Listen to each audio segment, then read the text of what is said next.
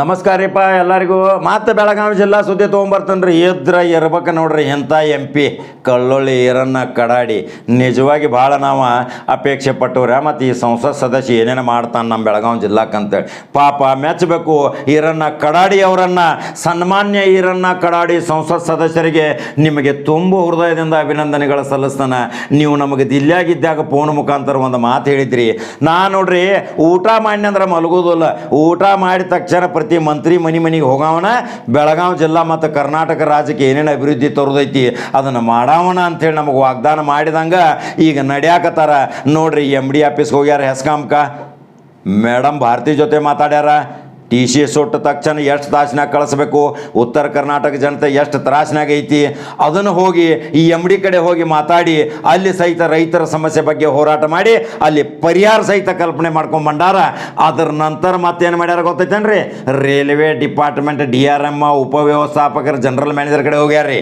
ಅಲ್ಲಿ ಹೋಗಿ 2-3 ತಾಸು ಏನೇನು ಸಾರ್ವಜನಿಕರು ತೊಂದರೆ ಆಗಾಕತ್ತಾವ, ಎಷ್ಟೊಂದು ರೈಲ್ವೆದಾಗ ಎಷ್ಟು ಹೊಲಸೈತಿ, ಎಷ್ಟು ಸ್ವಚ್ಛತಾ ಮಾಡ್ಬೇಕು, ಬಾತ್ರೂಮ್ ವ್ಯವಸ್ಥೆ, ಪ್ರತಿಯೊಂದು ಲೈನ್ಗಳು ಹೊಸದು, ಮತ್ತು ಬೆಳಗಾವಿಯಿಂದ ಧಾರವಾಡ ಹೋಗುವಂಥ ನೇರ ರೈಲು ಸಂಪರ್ಕ ಮಾನ್ಯ ಸುರೇಶ್ ಅಂಗಡಿ ಅವರ ಕನಸು ನನಸಾಗಬೇಕಿರಲ್ಲ.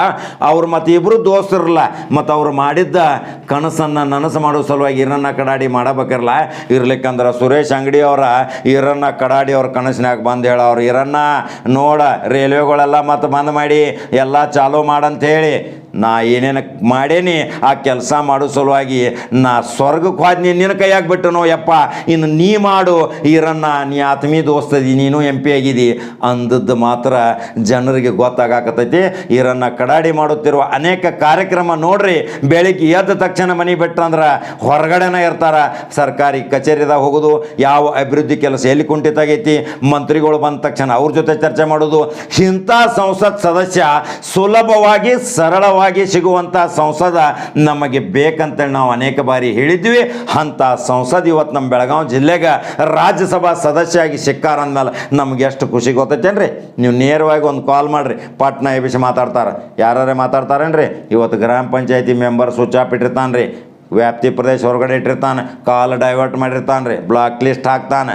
ಆದರೆ ಈರಣ್ಣ ಕಡಾಡಿ ಸಣ್ಣ ಪೋಸ್ಟದಿಂದ ಇವತ್ತು ಪಾರ್ಲಿಮೆಂಟ್ದಾಗ ಕೊಂಡು ಅಂಥ ಪರಿಸ್ಥಿತಿ ನಿರ್ಮಾಣ ಮಾಡ್ಕೊಂಡ ಅಂದ್ರೆ ಹಣೆ ಬರ ಬೇಕ್ರಿ.